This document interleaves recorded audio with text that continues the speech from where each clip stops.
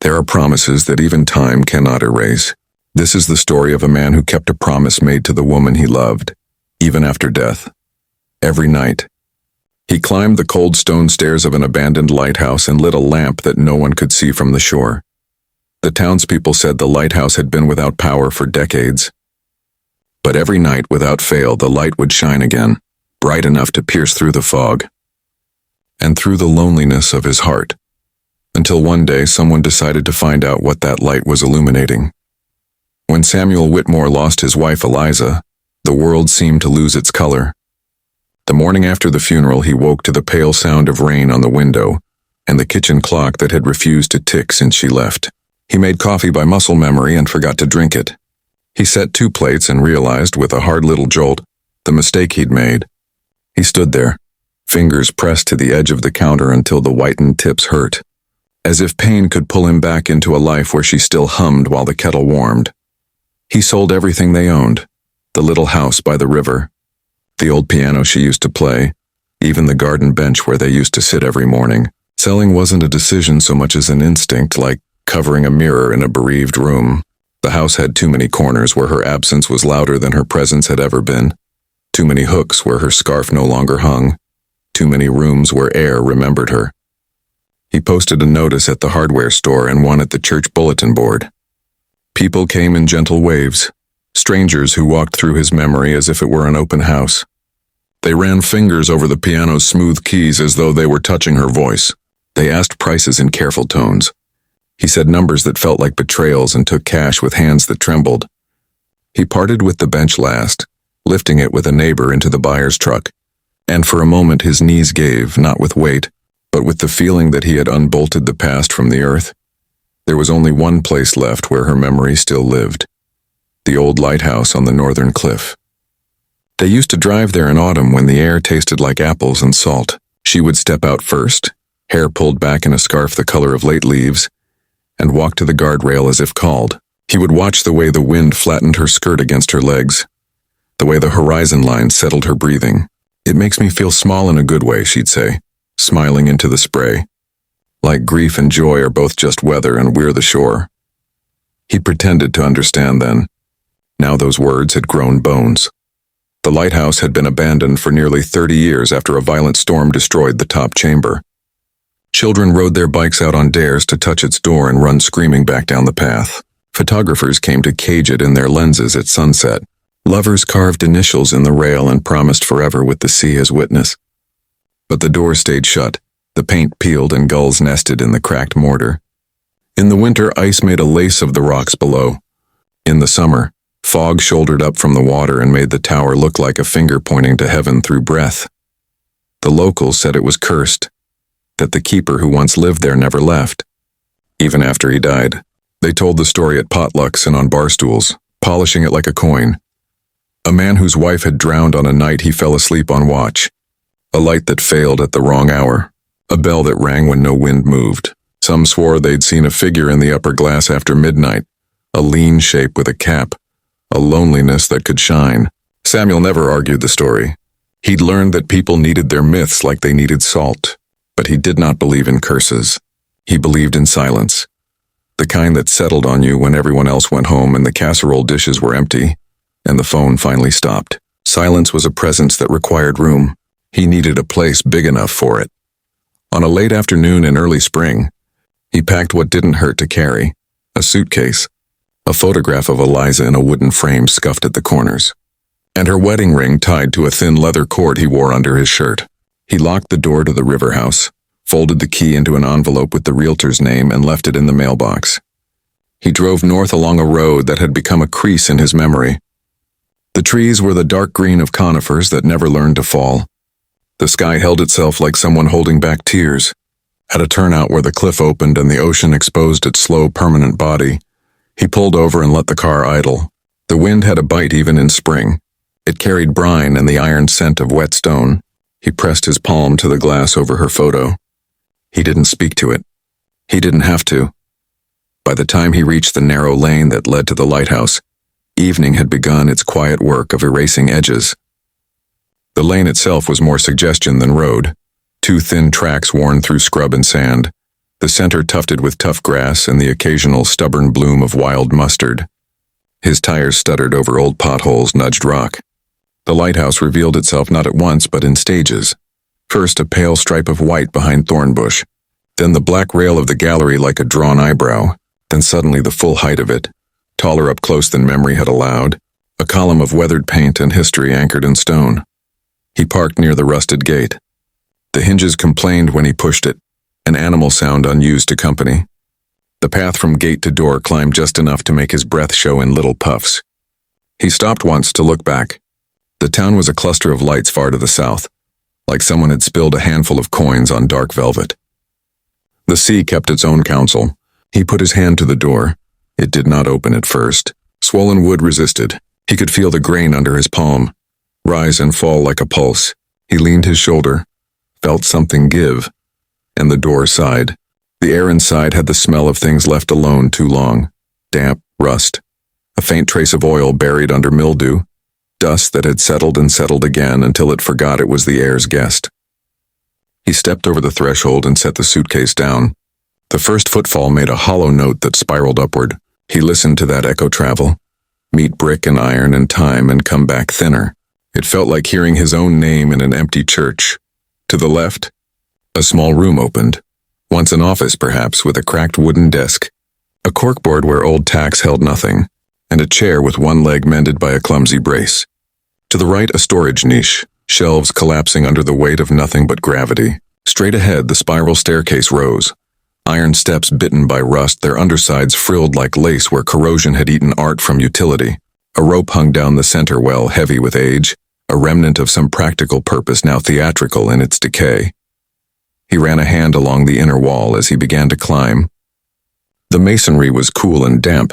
The lighthouse had always seemed white from a distance, but inside it was every color of neglect. The underside of a mushroom, old bone, the inside of a shell.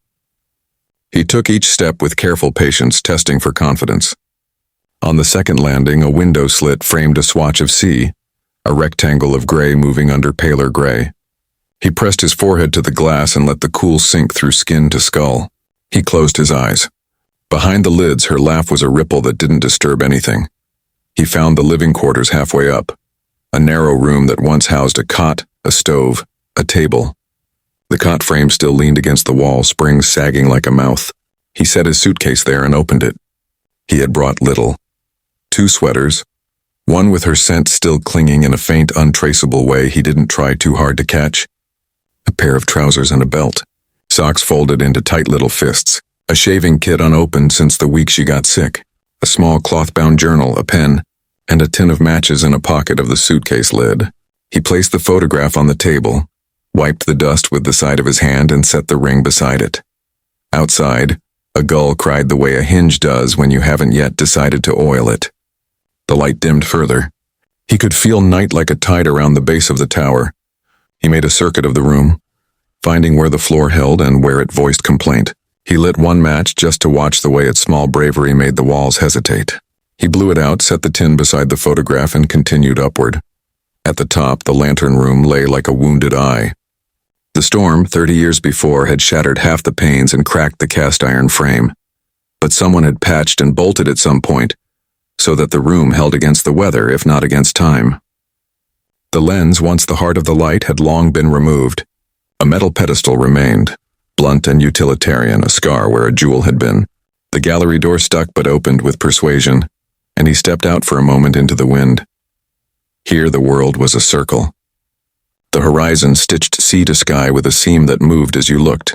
The rocks below arranged themselves into an argument with the waves that had never ceased and never would. He remembered standing here with her, how she'd slipped her hand into his coat pocket and left it there, fingers on his knuckles as if playing a slow song on bone keys. "If we ever get old," she had said once, not knowing they already were, "let's grow old here. When we're too tired to climb the stairs, we'll just sit at the bottom and let the sea come to us." He had laughed, promised what men promise when time feels obedient. The promise had become a kind of ember inside him, untended but live. He went back inside and sat on the pedestal. The room moved slightly under him, a long, slow sway you only noticed if you were willing to become very still. He took the photograph from his pocket and held it up. It was the one from their first summer at the river house. Eliza, barefoot on the dock, hem dark with splashed water, her hair pulled back and coming loose, face tipped toward a sun the color of butter. Her eyes were daring him to say something witty. He had failed then, and she had laughed anyway, forgiving him the way she always had for not being able to speak what he felt when what he felt was larger than the words he possessed. He stood, slid the photograph into the breast pocket of his shirt, and went back down to the living quarters to see about making the place less like a mausoleum and more like an exile you chose. He opened the small stove's door. Inside was ash as fine as talc, a history of fires written in white. He fetched a handful of wind-dried twigs from the lee of the building and coaxed a little heat into the metal box.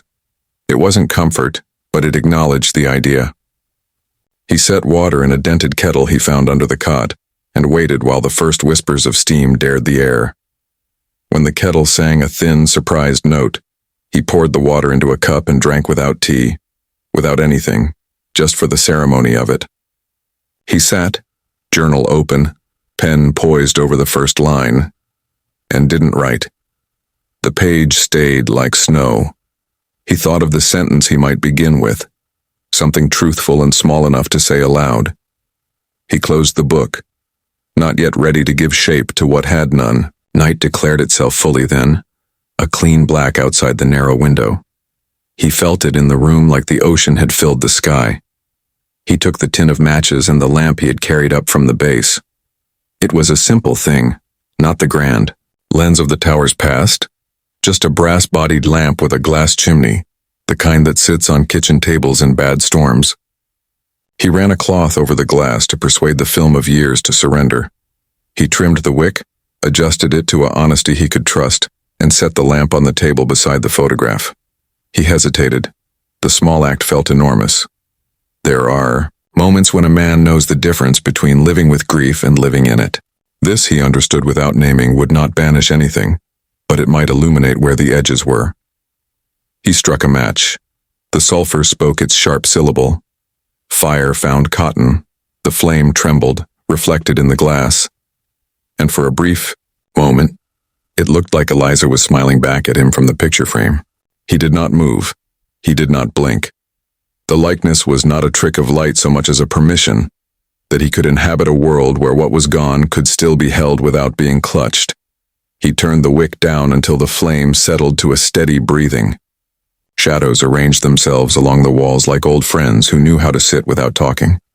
He took the ring from the cord and held it, felt the nick on the inside where it had caught on a nail the day they moved into the river house, heard the memory of her mild curse turned into a laugh. He set the ring in the curve of the wooden frame, a moon at rest. He lay on the cot without undressing, shoes eased loose but still on, sweater pulled to his chin, and listened to the lighthouse make its noises. The low vowel of the wind, the careful articulation of wood shifting, the occasional ping of metal cooling its thoughts.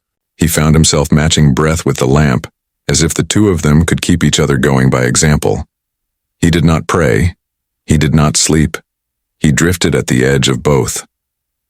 Sometime after midnight, a new sound entered, not new to the place, but new to him. The blow and pull of the ocean amplified through stone, a heartbeat translated into architecture. It made the room feel like a chest, the lamp a small faithful organ.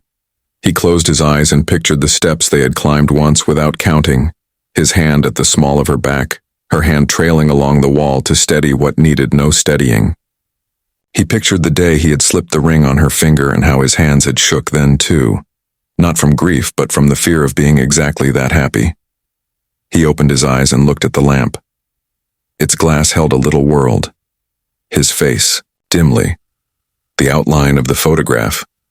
The suggestion of a man who had chosen to keep a promise to the past because it was the only way he could imagine moving into any kind of future. He reached out, turned the wick the smallest fraction, and watched the flame answer, obedient and alive.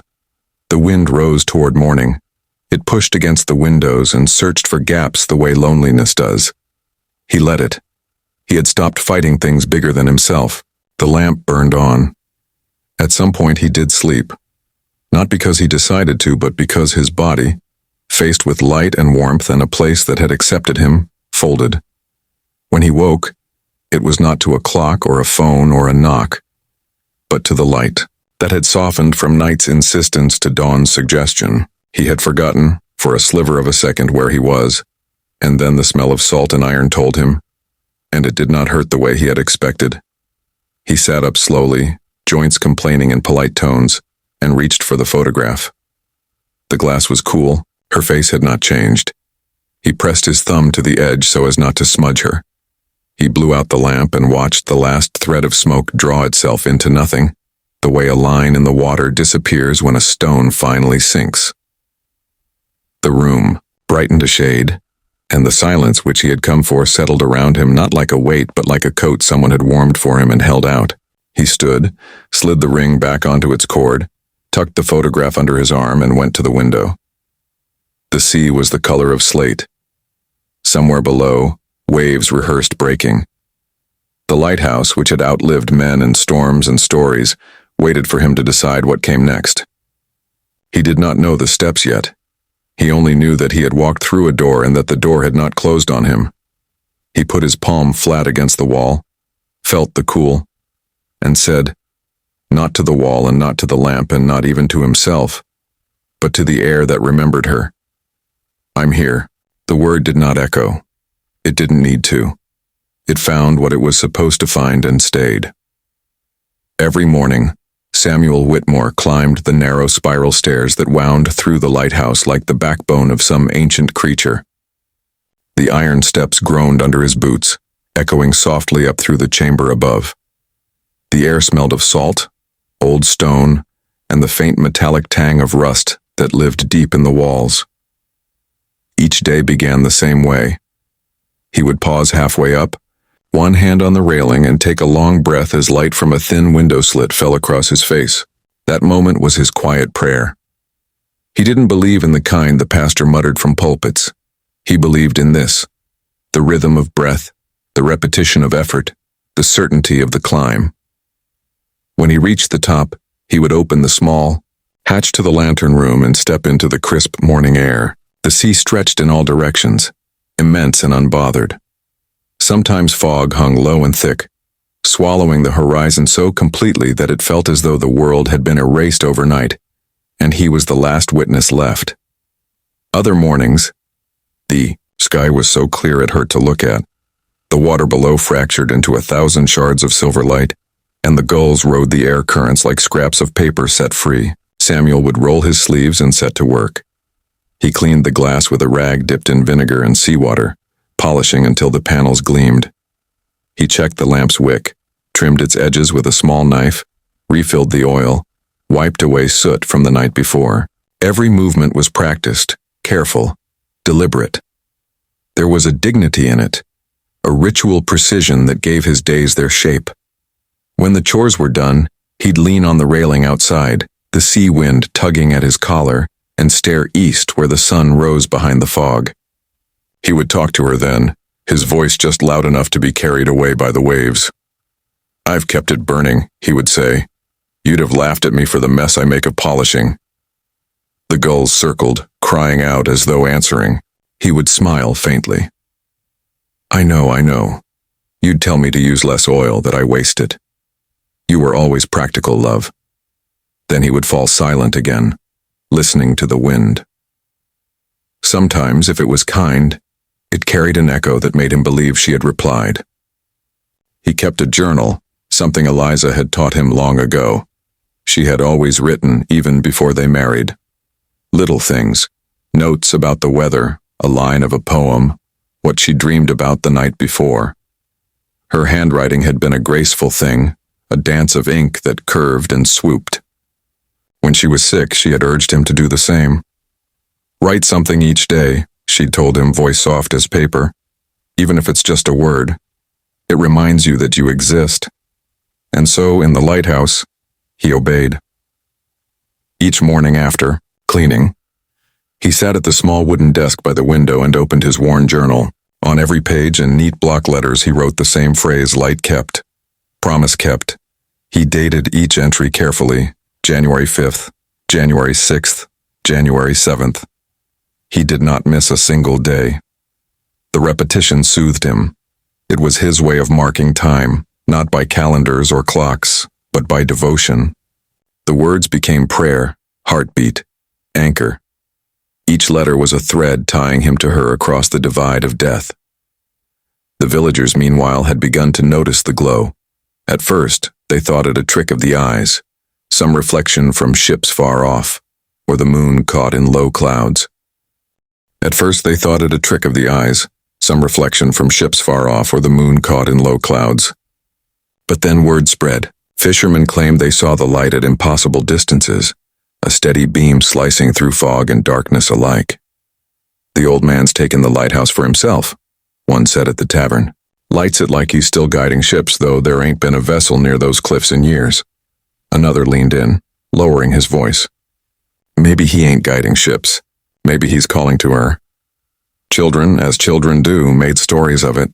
They dared one another to walk up to the path by dusk, to see if they could glimpse his shadow moving behind the glass. Some swore they had heard him talking, whispering to someone unseen. Others said they'd seen a second shape beside him, thin and luminous as sea foam. They called him the Ghost Keeper. But Samuel didn't care what they thought. He never went to town except once a month for supplies: flour, oil, salt, kerosene. He kept to himself, nodding politely to those who greeted him and saying little more than what was needed. His world had shrunk to the boundaries of stone and sea, and within those boundaries he felt a strange peace. In his mind, the light wasn't for the sea. It was for her. Every flicker was a conversation, every flame a memory relived.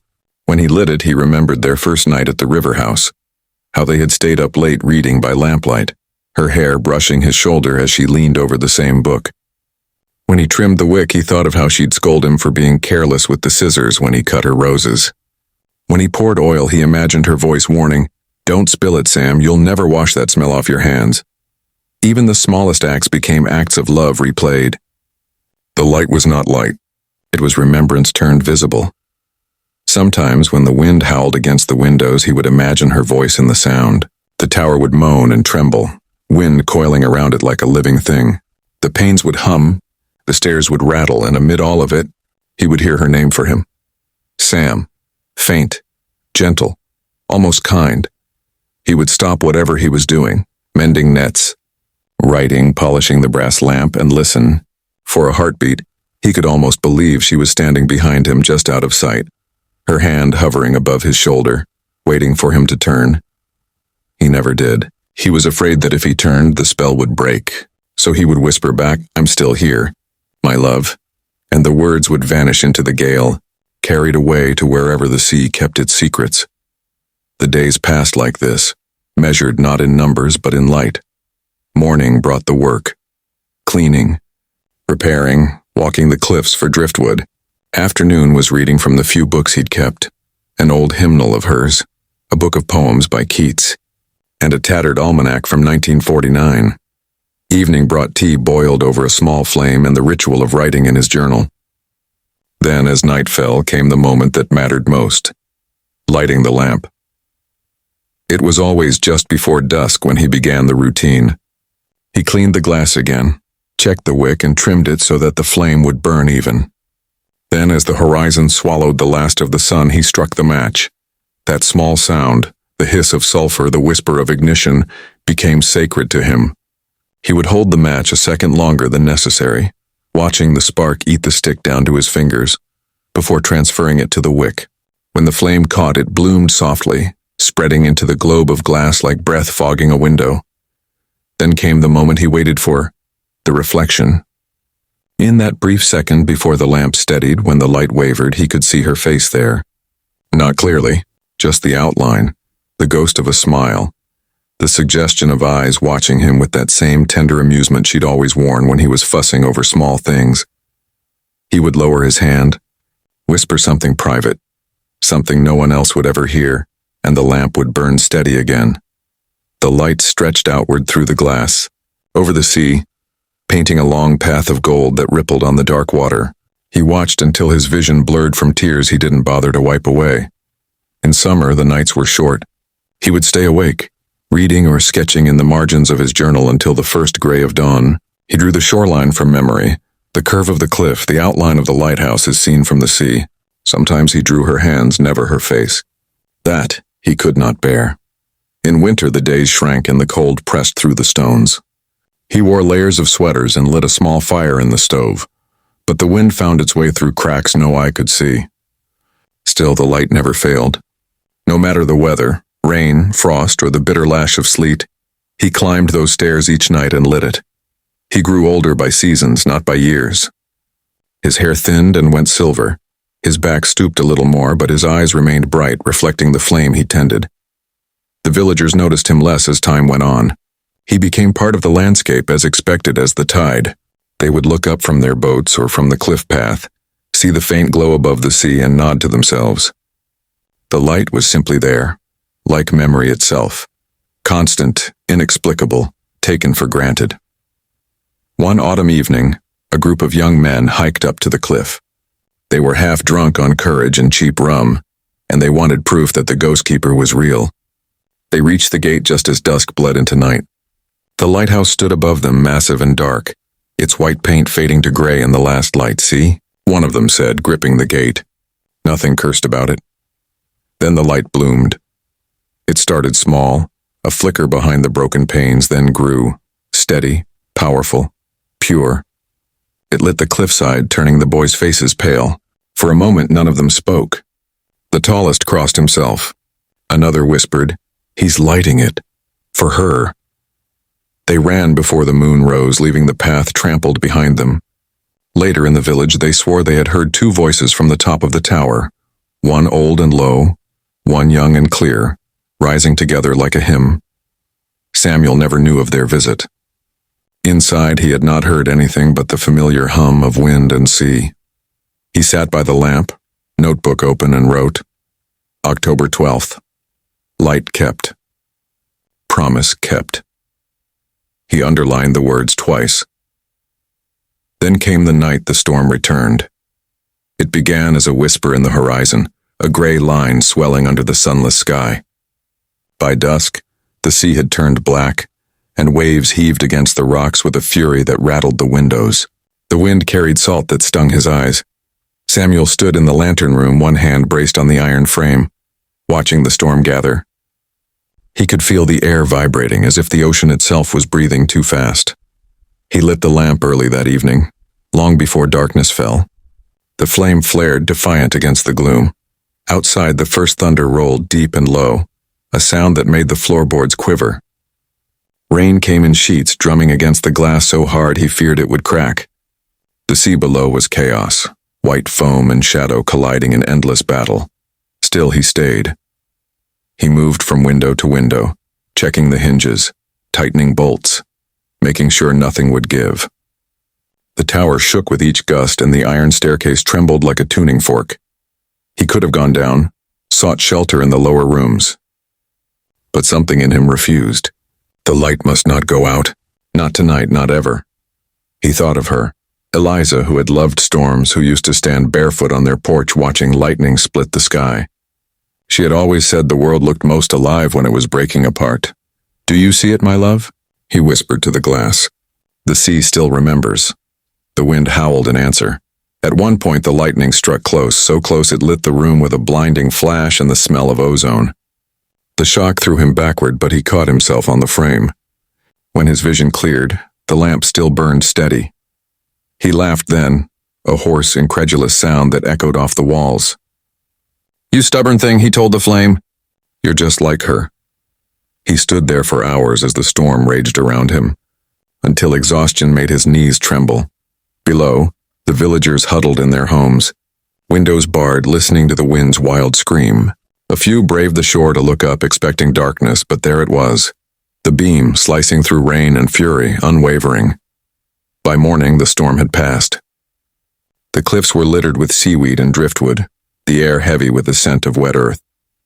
The lighthouse still stood, proud and battered, its glass smeared with salt. Samuel climbed the stairs slower than usual, his hands aching from the night's strain. He stepped into the lantern room and gazed at the lamp. The flame was still alive, small now, but alive. He whispered, "Light kept, promise kept." Then with trembling fingers he opened his journal and wrote the date. The page was damp from his sleeve and the ink ran slightly, but the words were legible. When he finished, he looked out at the sea. A rainbow faintly arched over the water, half-formed, fragile. He smiled. Not the smile of victory, but of recognition. The light had endured. She had endured in him, and as long as he could climb those stairs, as long as his hands could strike a match, he would keep the flame alive. Because some promises, once made, do not end. They become the rhythm of a life, the steady beating heart within the silence. Weeks after the storm, the rhythm of Samuel's life settled again into silence. The days bled one into another, marked only by the sound of waves and the scrape of his pen on paper. He did not count time anymore. He only counted light. One afternoon, the postmaster's boy climbed the cliff with a letter in his hand. It was rare for anyone to visit, rarer still to bring mail. The envelope was pale and weathered, edges frayed by moisture, as though it had been lost and found again many times before. No return address, just his name, Samuel Whitmore, written in looping script that made his heart stop. He recognized it instantly, Eliza's handwriting, the same hand that once labeled jars of blackberry jam and left notes under his pillow with small hearts drawn in the corners. But that was impossible. She had been gone 10 years. His hands trembled as he broke the seal. Inside was a single page. The ink had bled in places, the words soft around the edges, but he could still read them. Samuel, if you ever find this, follow the light. There's something I couldn't tell you before I left. You'll know when the time is right.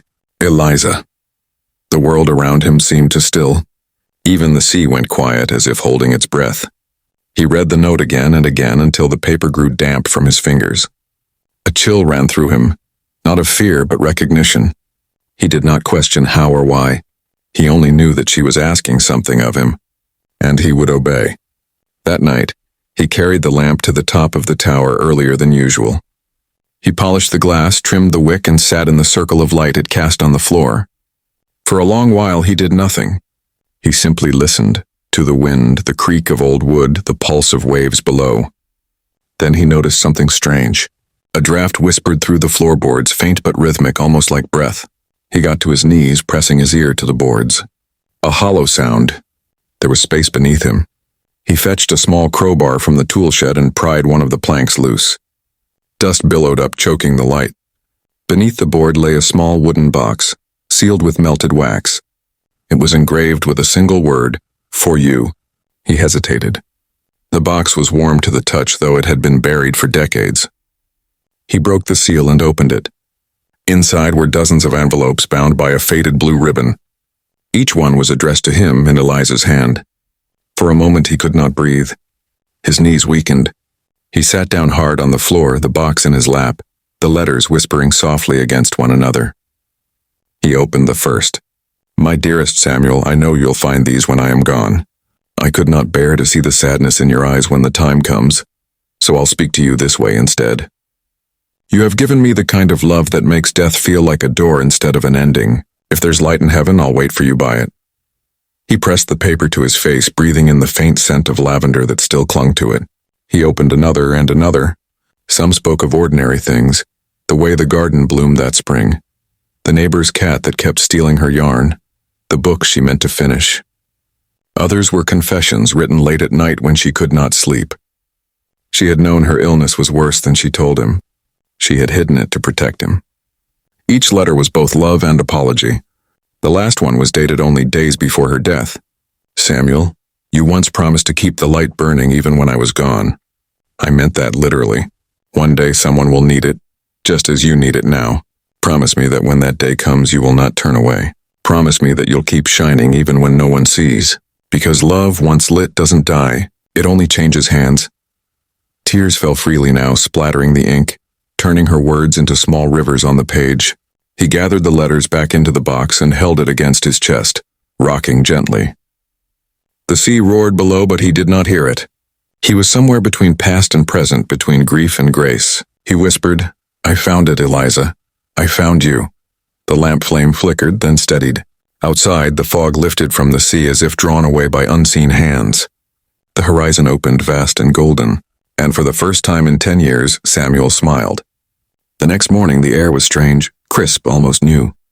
The storm's remnants had cleared the sky, leaving the world sharper, brighter. Samuel rose before dawn and carried the box of letters to the desk. He spent hours reading them again, slower this time, savoring every curve of her handwriting, every thought preserved in ink. He finally understood what she had meant by follow the light. It was not about finding her. It was about becoming what she had seen in him, the keeper not of a lighthouse but of hope. He began to live differently after that day. He cleaned the lower rooms, fixed the steps that had warped with damp, repainted the walls. He even built a small bench on the cliff just as they had once had by the river. Visitors began to come, drawn by the story of the old man who tended the forgotten lighthouse. He never turned anyone away. He offered tea, told them fragments of the sea, and when they left he would press a shell or pebble into their hands and say, "Keep this until you find your light again." The villagers stopped calling him the ghost keeper. They started calling him the watcher of the light. Children waved when they saw him in town. Fishermen tipped their hats. And yet when night came, Samuel still lit the lamp for Eliza. He still spoke to her as he always had. But now there was something new in his words. Not sorrow, but peace. He began to feel that she was closer than ever, not as a ghost, but as warmth. A presence that existed wherever light touched shadow. He no longer feared the sea. He would walk the edge of the cliff at dusk, letting the spray kiss his face. He imagined she was walking beside him. Sometimes he could almost see her hand brushing through the tall grass, the hem of her white dress whispering against the stones. On the anniversary of her death, he placed her letters inside the base of the lamp, sealing them within the heart of the light. "Now you'll guide others," he whispered, "as you guided me." That evening, a storm approached again, not as fierce as the last, but enough to make the villagers stay indoors. They looked out across the bay expecting darkness. Instead, the lighthouse blazed brighter than ever before. Some swore it was brighter than any modern beacon could be. Others said they saw two figures moving in the glow, one old, one young, and side by side. In the morning, when the sky cleared, the villagers climbed the path to check on him. They found Samuel sitting on the bench outside, eyes closed, the faintest smile on his lips. He had fallen asleep there, facing the dawn. The lamp still burned behind him. It had burned all night without fuel. They buried him beside Eliza, under a small tree that had somehow taken root near the cliff's edge, the same tree that had grown from a seed she once carried in her pocket. On his tombstone, they carved the words from his journal. Light kept, promise kept, years passed. The lighthouse became part of the village again. No one knew who first began the tradition, but every year on the anniversary of Samuel's death, people gathered at the base of the cliff with candles in their hands. They would light them one by one, facing the sea. From above, it looked like a ring of stars had fallen to earth. Children told the story of the old man who loved his wife so deeply. He kept her memory burning long after she was gone. Fishermen said that whenever the fog thickened, the beam appeared. Not the harsh white of machinery, but a soft golden glow, as if made by human hands. Those who were lost at sea claimed they saw it too, guiding them home. The lighthouse was never officially restored. No government program touched it. No electric cables were ever installed. And yet sometimes, only on certain nights, the light shone. Quietly, faithfully.